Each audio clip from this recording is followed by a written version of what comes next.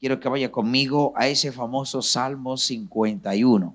Salmo 51 y verso 1. Vamos todos ahí a la escritura. Vamos todos ahí. Acompáñenme allí porque yo sé que Dios nos va a hablar en esa noche. Ten piedad de mí, oh Dios, conforme a tu misericordia, conforme a la multitud de tus piedades, borra mis rebeliones. Lávame más y más de mi maldad y límpiame de mi pecado, porque yo reconozco mis rebeliones y mi pecado está siempre de delante de ti.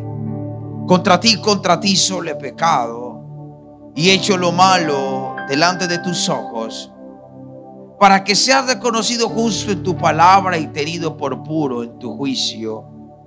He aquí en maldad he sido formado, y en pecado me concibió mi madre. He aquí tú amas la verdad en lo íntimo, y en lo secreto me has hecho comprender sabiduría. Purifícame con hisopo y seré limpio, lávame y seré más blanco que la nieve. Hazme oír gozo y alegría, y se requerirán los huesos que has abatido. Esconde tu rostro de mis pecados y borra todas mis maldades. Crea en mí, oh Dios, un corazón limpio, y renueva un espíritu recto dentro de mí. No me eches de delante de ti, y no quites de mí tu Santo Espíritu. Vuélveme por segunda vez, dice el salmista, el gozo de tu salvación, y espíritu noble me sustente. Entonces enseñaré a los transgresores sus caminos, y los pecadores se convertirán a ti. Amén y amén. Antes de sentarte,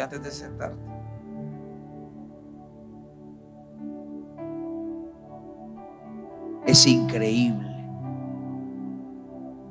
como 2 horas de un servicio y se quiere ir a tirar ahí a la silla esa. 2 horas. Pero lo más triste, cuando estabas en el mundo, horas haciendo lo incorrecto, horas en el mundo bailando, haciendo la fiesta, y no te cansabas. Ahora llegas a la iglesia y cuando son las 9 dice: ¿será que el pastor todavía se demora? Pero en el mundo apenas a esa hora te estabas haciendo el blower para irte de fiesta. No puede ser justo. No puede ser justo. Dígale a la persona que está a su lado: esa noche, vamos, dígale, esa noche vas a tener que gemir, vas a tener que gritar desde lo más profundo de tu interior: no lo quites de mí, no lo quites de mí, no lo quites de mí.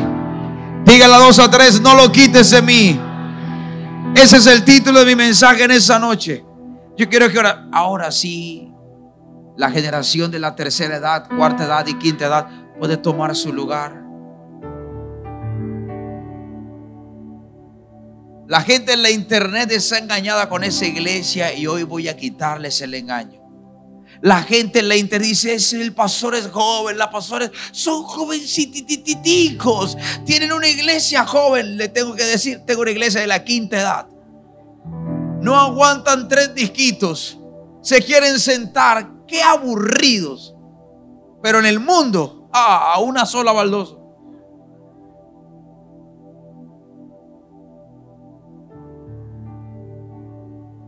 A mi suegra siempre le duele la rodilla, pero cuando baila se le quita. Tienen que verlo un 31 de diciembre bailando con mi suegro. Y yo le decía a mi esposa: ¿y esta no era la de la rodilla? Se le... Diga conmigo: no lo quites de mí. Vamos, dígalo más fuerte: no lo quites de mí. Ese capítulo que leímos, para mí fue la oración más difícil en el tiempo, en la vida del rey David. El tiempo más difícil no fue cuando Saúl lo perseguía, que tuvo que ser bien difícil eso. Tuvo que esconderse en una cueva llamada Adulán y no podía ver a su familia. Creo profundamente que algo que tuvo que ser difícil en la vida del rey David fue la traición de su hijo Absalón. Cómo él se juntó con gente para matar a su padre y quedarse con el reino, no sabiendo él que si moría papá, él podía ser el futuro rey, o él quería el poder.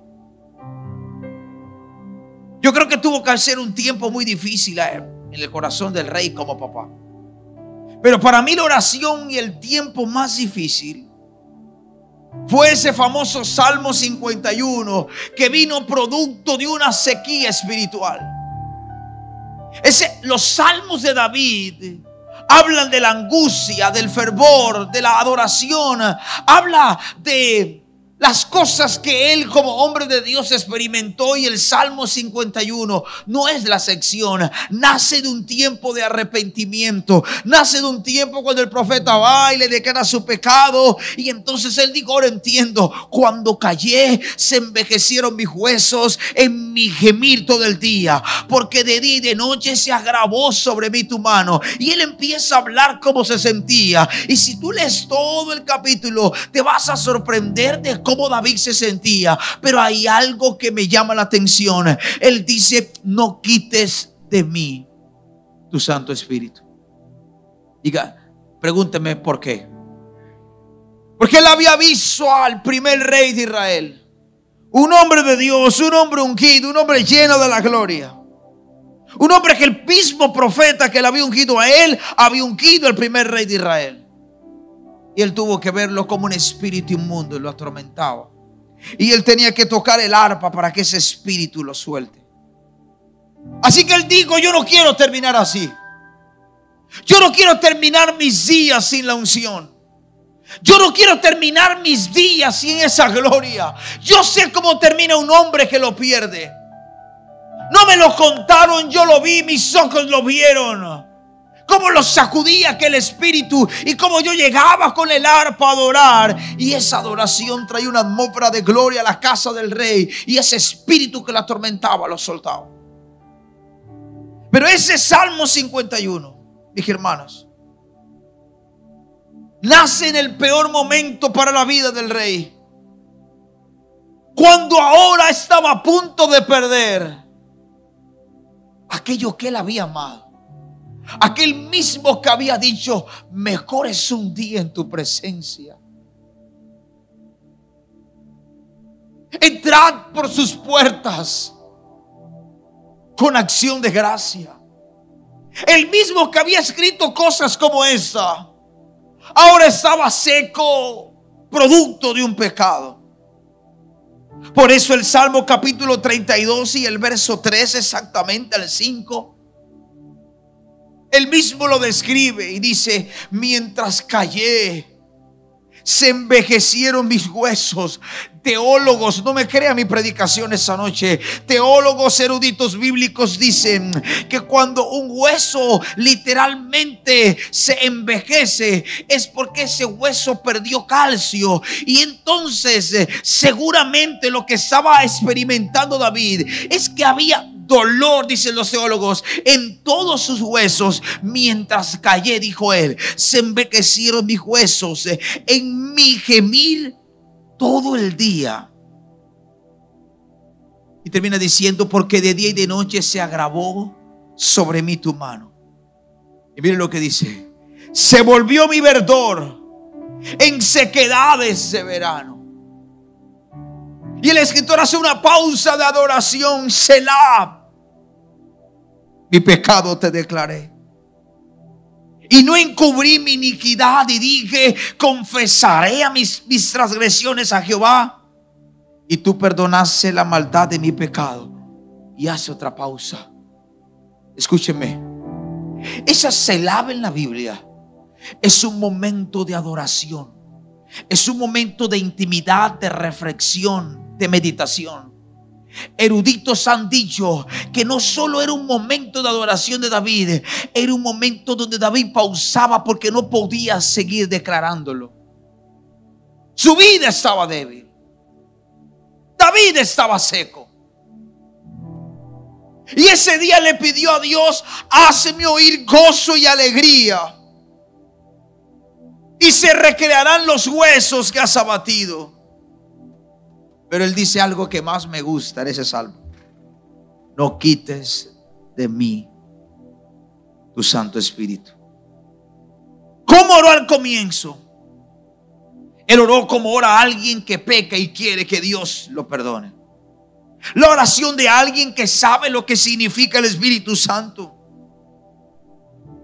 Una de las frases o de las oraciones, no era una frase, de las oraciones más contundentes, la que llamó aquella generación de hace 50 años atrás, Juana la Bautista del Espíritu Santo. Estoy hablando precisamente de Kathryn Kuhlman. Una de las oraciones antes de subir a la plataforma, al púlpito, ella decía: Señor, te lo pido, no quites de mí tu Santo Espíritu. No lo quites de mí. ¿Por qué David hizo esa oración tan singular? Una oración que jamás hizo Saúl. Ahora ellos no tenían el evangelio, no habían los reyes, no tenían el Nuevo Testamento, no habían reyes porque ellos fueron los dos primeros reyes de Israel. Pero tenían la ley, tenían la historia de los jueces. Y él lo conoció, el último juez, Samuel. Y en la historia de ellos, los jueces, hay uno que se llamaba Sansón. Diga conmigo: Sansón. Y ahí en la historia de Sansón, David no tenía la historia de los reyes, repito, David no tenía el Nuevo Testamento, pero seguramente conocía la historia de los jueces. Y allí estaba uno de los jueces de Israel, uno al quien Dios ungió, uno al quien Dios ungió desde el vientre de su mami, uno de los que Dios llamó con una asignación específica: traer libertad a Israel de la esclavitud de los filisteos. Pero empezó a jugar con la unción. ¿Se recuerda la historia? No quisiera entrar en detalle a contar la historia porque no hace parte de mi mensaje, solo quiero pasar por ahí. Pero Sansón empezó a jugar con la unción. Por eso, mis hermanos, jugar con la unción es jugar con Dios. Con la unción no se juega. Y él empezó a jugar con la unción.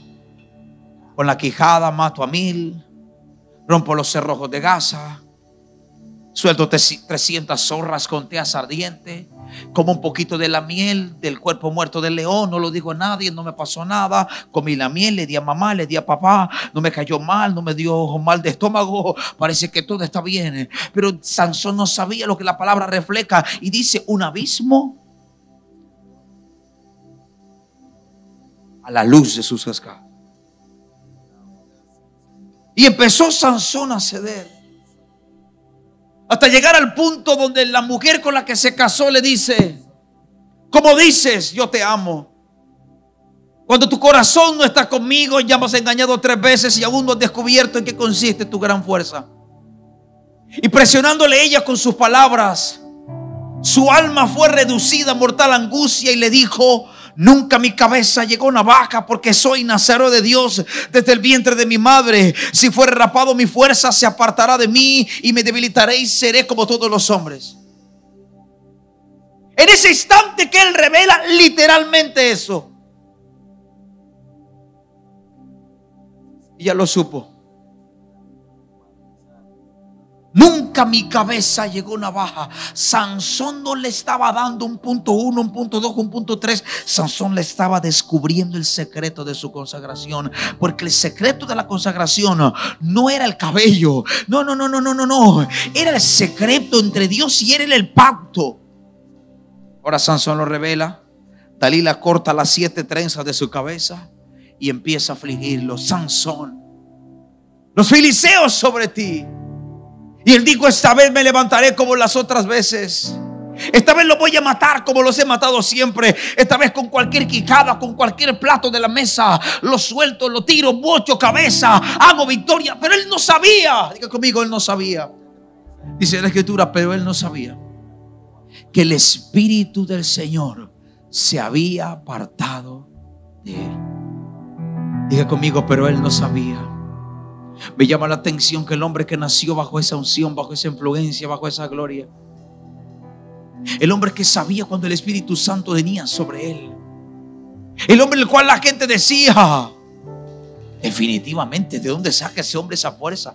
Dios está con él. Ahora estaba diciendo: perdí la unción. Revelé el secreto de mi consagración, perdí el norte. Sansón empezó a jugar con eso y lo perdió. No lo cuidó. Y sí, al final de la historia no es tan triste como debiera serlo, porque mi Biblia dice que después que le raparon las 7 trenzas, el cabello de su cabeza comenzó a crecer después que fue rapado.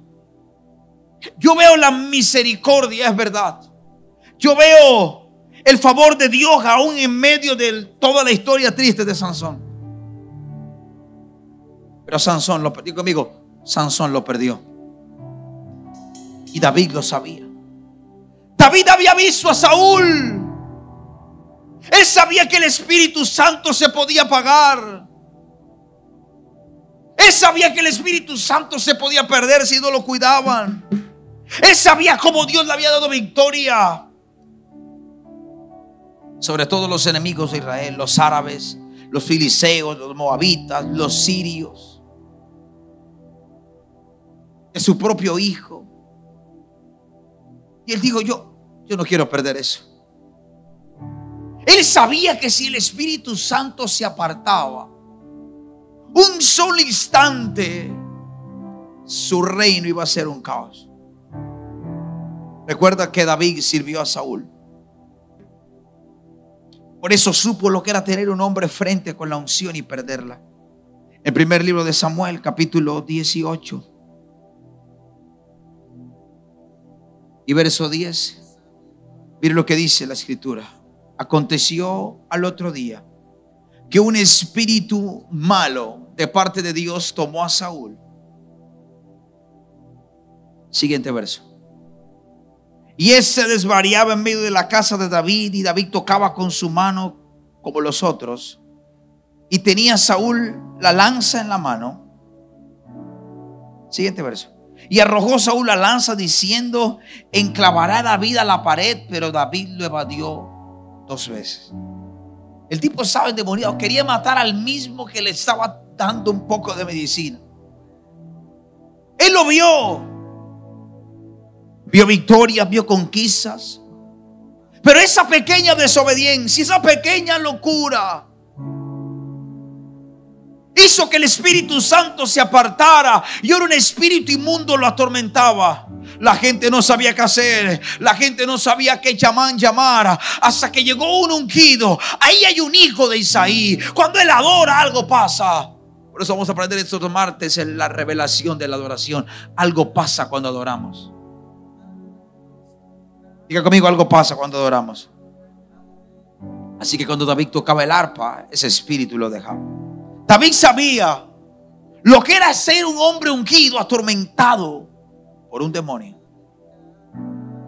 ¿No te parece terrible? Ser ungido, pero que un demonio te afliga cada vez que quiera. Este hombre estaba bajo tormento. Él confesaba el pecado, pero no había fruto de arrepentimiento. Pero ahora David se arrepiente. Diga conmigo: David se arrepintió. Cuando alguien pierde al Espíritu Santo, pierde el brillo de sus ojos. Cuando alguien pierde esa realidad con Él. Alguien me dijo esa semana: pastor, ¿cómo es que puedes venir en la madrugada y te veo detrás del sonido, con la música, con la adoración? Porque cuando alguien tiene pasión por el Espíritu Santo, en cualquier lugar del ministerio es una honra servirle. No es desde la tarima. Mis hermanos, eso es lo más sencillo que yo hago. 2 veces por semana. El ministerio está cuando llega el lunes, que hay que pagar las cuentas. El martes, el miércoles en la consejería. Pero es predicar en el altar. Es lo más sencillo que un ministro puede hacer. Pero el ministerio de verdad es abajo. Cuando alguien pierde el Espíritu Santo, ya quiere servir y solo en lugares selectos. donde pueda verse. El brillo se pierde, su olor, esa fragancia de Jesús se pierde. No hay brillo, no hay vida. Todo comienza a morir alrededor. Si estás viviendo tiempos de sequías, como que el cielo se te cerró, como que estás inseguro, como que no hay presencia, no oyes la voz de Dios, tienes que recuperarlo otra vez. Tienes que volver a buscarlo, tienes que volver a llamarlo, tienes que volver a irrumpir en la noche, tienes que volver a clamar, tienes que volver a tirarte de rodillas hasta que Él venga. Pastor, no siento nada. Quédate hasta que Él venga, quédate hasta que algo pase, porque te aseguro, algo va a pasar. Algo va a pasar. Al corazón contrito y humillado, Él nunca lo echa fuera. Hay gente me dice, yo no sé cómo hacerlo. Mis hermanos, no hay un manual de cómo hacerlo, pero yo te puedo dar una idea de lo que puedes hacer. Vuelve a colocar las mismas canciones con las que te enamoraste de Él. Vuelve a usar la misma adoración, vuelve a usar la misma música, vuelve a ese mismo lugar y ora y ora y ora hasta que Él venga. De repente todo estará oscuro, de repente todo estará en silencio, pero llegará el día, yo sé que llegará el día en que esa bendita voz se dejará oír otra vez y tú dirás, mi tiempo fue cambiado. Ya pasó el invierno, la lluvia se fue, el tiempo de la canción ha venido. Diga conmigo, no quites a mí tu Santo Espíritu.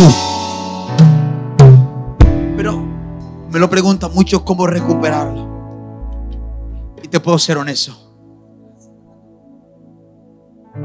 no puedo enseñarte cómo recuperarlo, porque por más de 20 años lo he cuidado para no perderlo. Pero puedo darte un mapa bíblico de lo que puedes hacer. En Éxodo, el capítulo 33, para mí uno de los capítulos más emocionantes en la historia de Moshe, el Señor. No le pasé esos versos allí a televisión, porque creo que no lo voy a leer. Pero una de las cosas que más me apasionan de esa historia, o la que más me apasiona, es que en ese bendito capítulo 33 aparece un título como la presencia de Dios prometido. Ese es el título. Y el verso 1 empieza así: anda, sube de aquí tú y el pueblo que sacaste de la tierra de Egipto, a la tierra en la cual juré a Abraham, Isaac y Jacob, diciendo, a tu descendencia la daré. Pero yo no voy a ir de delante de ti, yo voy a enviar un ángel. Dios no iba. Pero el título de ese capítulo 33 es la presencia de Dios prometida. Pero ahora en el verso 1 estaba diciendo, Moisés, vete tú solo, yo no voy a ir. Yo voy a enviar mi ángel, pero mi presencia no va a ir contigo. Voy a enviarte el ángel. El ángel de Jehová va contigo, pero yo no voy a ir. Y dice por ahí el verso 4: y oyendo el pueblo esta mala noticia, se vistieron de luto, y ninguno se puso sus atavíos, porque Jehová había dicho a Moisés, ustedes son un pueblo terco, cabeza dura, de dura cerviz. Por tanto, arrepiéntanse antes de que yo vaya a ustedes y los consuma. Dios, que estaba bravo. Y de repente el pueblo hizo algo. Diga conmigo, el pueblo hizo algo. Ahí dice la escritura, te voy a dar un mapa, te repito, te voy a dar un mapa porque es lo que encuentro en la Biblia. Número 1, se arrepintieron. Diga conmigo, arrepentimiento. Se vistieron de cilicio, se vistieron de luto, se arrepintieron de corazón. Número 2, dice que ninguno se puso sus atavíos, sus joyas, los que habían traído, lo que no, nada, el oro, nada. Ellos no se pusieron nada. Eso habla de quitar todo lo que estorba. Eso Eso habla de sacar cosas pequeñas que tú dices, bueno, pero yo creo que esta cosita pequeñita no debe ser tan mala. Dios lo entiende. Aún la clave de los avivamientos de los escritores, de los 3 pilares del avivamiento de Gales, uno de ellos, el evangelista Roberts, era: no puede haber nada confuso, nada dudoso, que tú sabes, ¿será de Dios? ¿No será de Dios? ¿Será que sí o será que no? Si hay algo confuso, tienes que aclararlo, tienes que sacarlo, porque no puede haber nada confuso entre Dios y tú. Tienes que sacarlo. Ellos sacaron esos. Ellos tenían dioses pequeños como Amolón. Estaban viendo la nube, estaban viendo la columna de fuego, pero todavía tenían, recuerden, una cruzada. Estaba aquel lugar expectante. Había una ancianita como de 70 años. Estaba en una silla de ruedas. Tenía un vestido de color blanco con negro, como con flores, con cosas. Nunca se me va a olvidar aquella mujer. Yo recuerdo que me bajo de la plataforma y empiezo a orar, y veo a aquella mujer con una mirada de fe, diciéndome: yo creo que Dios me puede sanar. Pero cuando yo miro su mano, su manito estaba empuñada y tenía un rosario color café en su mano. Y yo me la acerqué, me le quité el micrófono y le dije: ¿me puede prestar el rosario? Ella me miró y me dijo: sí, claro. Y me lo entregó. Se lo entregué a un servidor. Y yo le dije: es que quiero asegurarme que si ahorita en un momento el Espíritu Santo le levanta, usted sepa quién le va a dar la gloria, porque tiene abrazado el rosario y pueda que diga: eso que tengo en mi mano lo hizo, y le robe la gloria a Dios. Así que yo le quité el rosario, se lo di a un servidor, se lo entregué cuando se acabó la reunión y seguimos ministrando. Y cuando no me doy cuenta, todo el lugar estaba lleno de gloria. Estaba esperando algunos testimonios que iban a subir, y de repente aquella mujer que estaba en la silla de ruedas se para sola, nadie la ayuda, y empieza a dar pasos. Yo sabía que Dios lo iba a hacer, pero tenía que asegurarme que sacara lo que impedía que Dios cobrara. Hay cosas que Dios quiere hacer contigo. Tienes que sacar de tu vida todo lo que impide que Dios se mueva, todo lo que impide que Dios se detenga.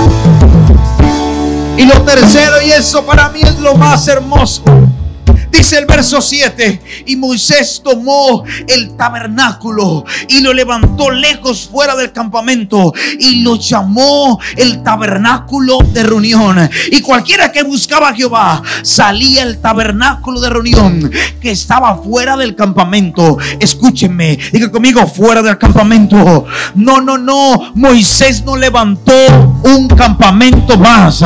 Moisés levantó lejos, fuera del campamento, un lugar de intimidad, un lugar de gloria. Y Moisés se iba a aquel lugar y se metía allí en la gloria. Y entonces el Dios que responde con fuego venía con fuego, venía con gloria. Y cuando la gente veía, ahí está Moisés buscando a Dios, todos en la puerta de su tienda también buscaban a Dios. En palabras de ese evangelista de Argentina, Carlos Anacondia, él dijo: el fuego, la gloria, la unción es como la gripa, se contagia fácilmente. Yo lo voy a cambiar. Es como el COVID en tiempos de pandemia, donde menos pensaba lo tomabas, pero cuando eso se impregna en tu vida, te va a tocar hacer una cosa: cuidarlo como tu tesoro más preciado, como tu tesoro más precioso. No lo quiten de mí, no lo quiten de mí.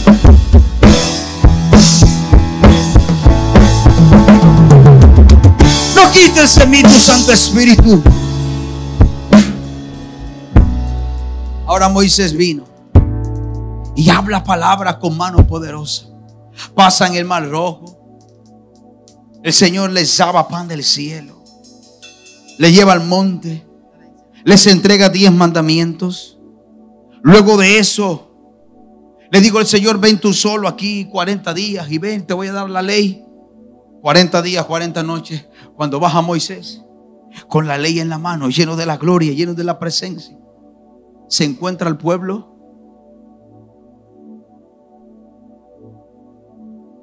Esto no hace parte de mi mensaje, pero te lo voy a decir porque me acaba de llegar como rema. Están las cámaras listas ahí que graben esto.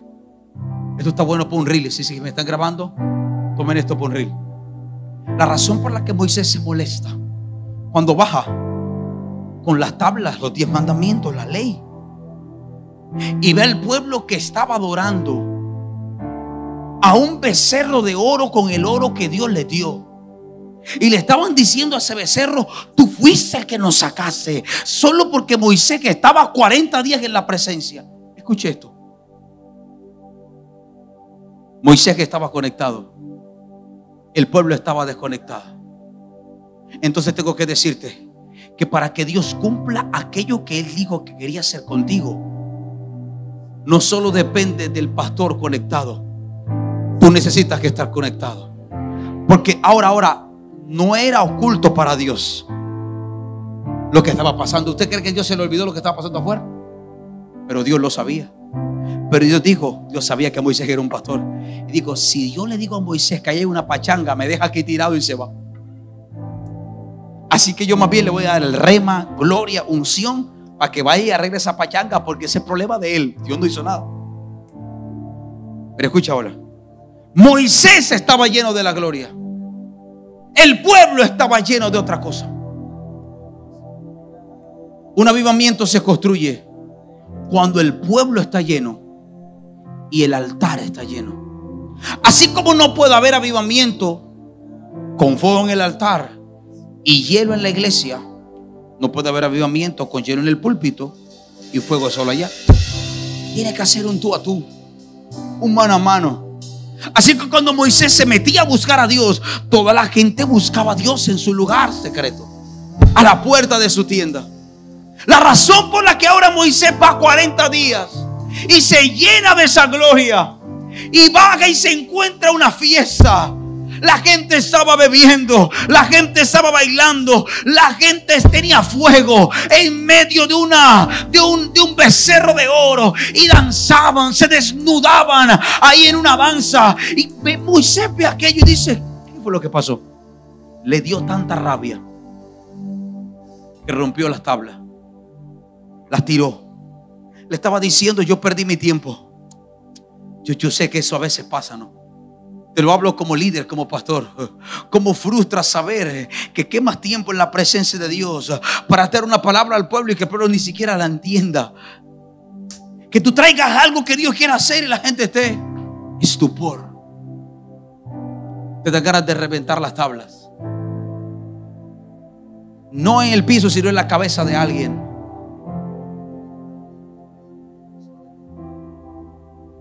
Una de las mayores frustraciones de los pastores es querer bajar una visión que recibieron arriba en el monte cuando el pueblo está entretenido con becerros. Si no, no lo voy a repetir otra vez, porque no me acuerdo lo que dije. Una de las tareas más difíciles para un pastor es bajar aquello que recibía arriba en el monte a un pueblo que está entretenido con becerros. ¿Cuál es el becerro? Es aquello que Dios te dio, pero que tú construiste como excusa para adorarlo a Él. Porque hay empresas que Dios te dio, pero la empresa no es una excusa para servir a Dios. Porque hay cosas que Dios te dio, hijos, familias que Dios te dio.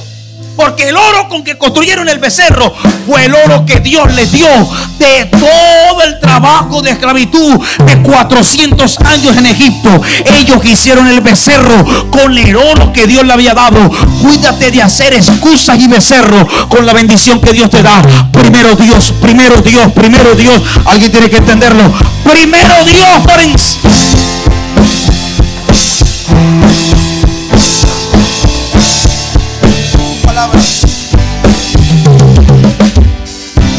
Diga conmigo: la nación estaba en luto.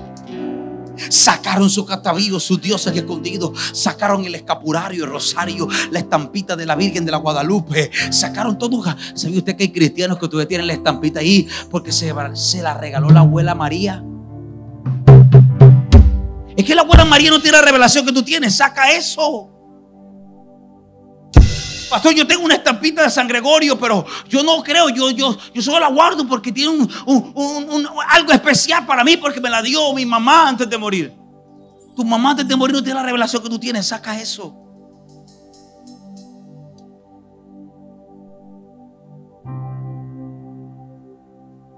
Ahora sacan los atavíos. que ellos mismos habían traído de Egipto. Y el pueblo volvió a buscar a Dios. Conmigo, volvió a buscar a Dios. Vamos, dígalo con fuerte, más fuerte conmigo. Volvió a buscar a Dios. Por allá, por segunda del libro de las Crónicas, el capítulo 33. El tiempo se me está acabando y quiero ir a ministrar. Dice la palabra: y habló Jehová a Manasés y a su pueblo, mas ellos no escucharon. Por lo cual Jehová trajo con ellos los generales del ejército del rey de los asirios, los cuales aprisionaron con grillos a Manasés y atado con cadenas lo llevaron a Babilonia. Mas luego que fue puesto en angustia, oró a Jehová su Dios, humillado grandemente en la presencia de Dios de sus padres, y habiendo orado a él, fue atendido, pues Dios oyó su oración y restauró a Jerusalén a su reino. Y entonces reconoció Manasés que Jehová era Dios. Pastor, ¿y qué tengo que hacer? Ora. Es que no lo siento, no importa si no lo sientes. Ora hasta que lo vuelvas a sentir. Pastor, es que no siento lo mismo de antes. Ora hasta que vuelvas a sentir lo mismo de antes. Mis hermanos, no hay una ruta profética que te diga punto 1, punto 2, punto 3, llegaste. No. Clama hasta que venga. Llora hasta que venga. Gime hasta que venga. Empieza a buscarlo hasta que vuelvas a sentir que algo se empieza a despertar. Por eso me gusta la gente que aún ha pagado bien a la iglesia. No me gozo con la gente que dice que estoy desanimado, me quedo en la casa, me lo veo por la internet. Es que en la internet a lo mejor no hay un hermano que el Espíritu Santo lo toque y de repente dando vueltas te dé una bofetada que te haga reaccionar. Algo puede pasar en la iglesia. Algo puede pasar en un lugar donde el Espíritu Santo se mueve. Dijo David: mi pecado te declaré y no encubrí mi iniquidad. Dije: confesaré mis transgresiones a Jehová y tú perdonaste la maldad de mi pecado. Por esto orará a ti todo santo en el tiempo que pueda ser hallado. Bendita palabra. Ciertamente en la inundación de muchas aguas no llegará hasta él. Y entonces David empieza a decir: tú eres mi escudo, me guardas de la angustia y con cánticos de liberación tú me rodeas. Moisés, te estoy dando un instituto bíblico en media hora.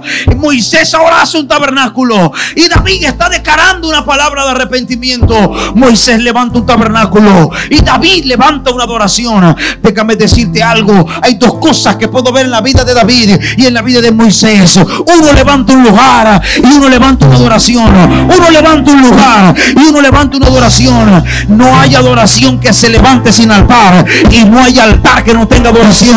Mis hermanos, si no lo sientes, si no lo ves, levanta un altar y adora hasta que Él venga. Dice un tabernáculo, no dice un campamento. Diga conmigo: un tabernáculo. Esa gente provocó un avivamiento hasta que Dios dijo: el que había dicho en el verso 1, no voy, le dijo a Moisés: mi presencia irá contigo y te daré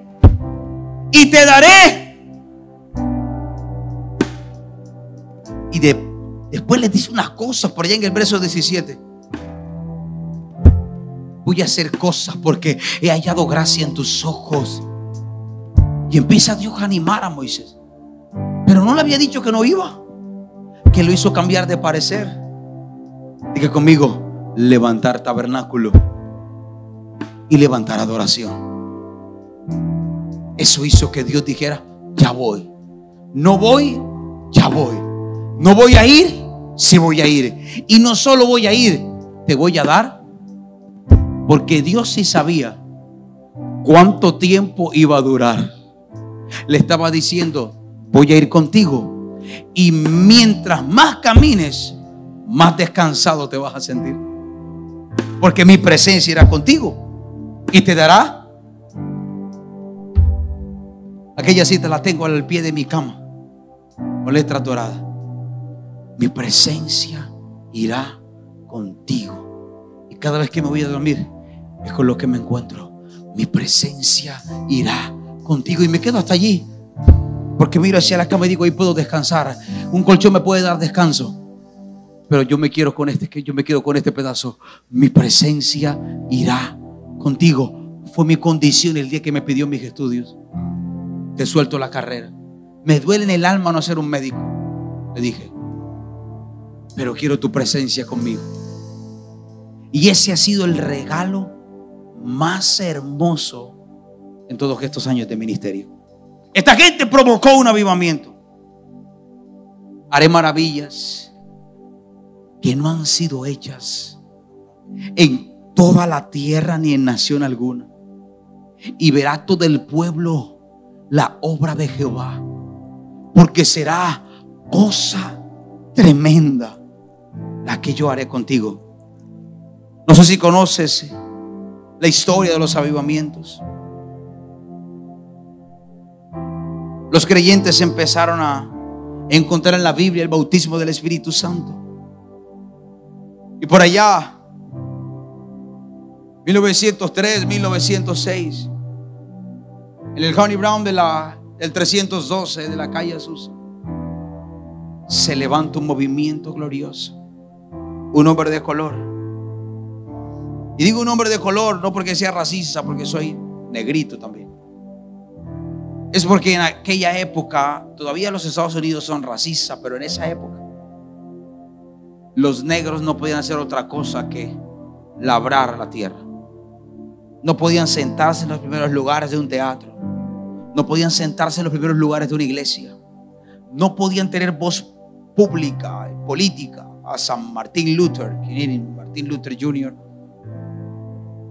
hasta ahí. Pero antes era imposible que alguien lo pudiera hacer. Y ahora Dios levanta en 1903, 1906 a un hombre negro, y del mundo venían a un establo en una esquina a escuchar el mensaje. Se sentaban en taburetes, en cortes de troncos rústicos. Amy Simple Malperson.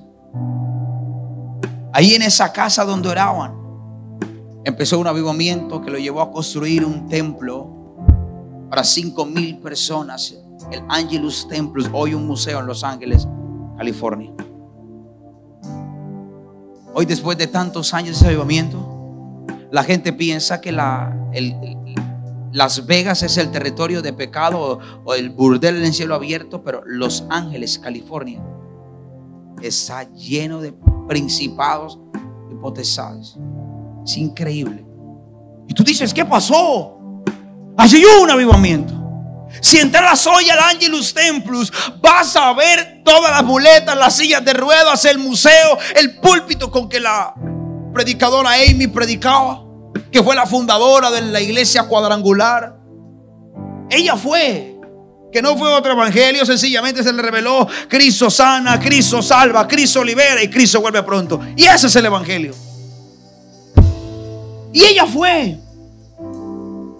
¿Qué decir de Gales? En 3 meses Evan Roberts, los periódicos decían, tiene a Gales en sus manos. Se prendió. Pero tuvieron que hacer algo. Y si tú preguntas cuál fue la clave del de Azusa, te diría, la clave fue un hombre metido de cabeza en una caja de cartón hasta que él viniera. Si tú me dices cuál fue el de Gales, te diría, un muchacho de 23 años diciendo, me entregas a Gales en un avivamiento, me muero. Fueron oraciones, búsquedas. Pastor, ¿y qué tengo que hacer hoy?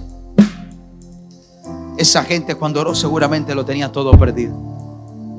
Pero me gusta porque Dios toma a alguien que está perdido y le da un norte. Te dije el domingo pasado, cuando prediqué acerca del control, darle el control al Espíritu Santo, ¿cuántos recibieron esa palabra? Cuando tú le das el control al Espíritu Santo, Él va a poner el color a tu vida. Tú pensabas que tenías una vida hasta que le das el control. Y es lo que Él quiere hacer contigo. Yo quiero que te coloques sobre tus pies por un momento.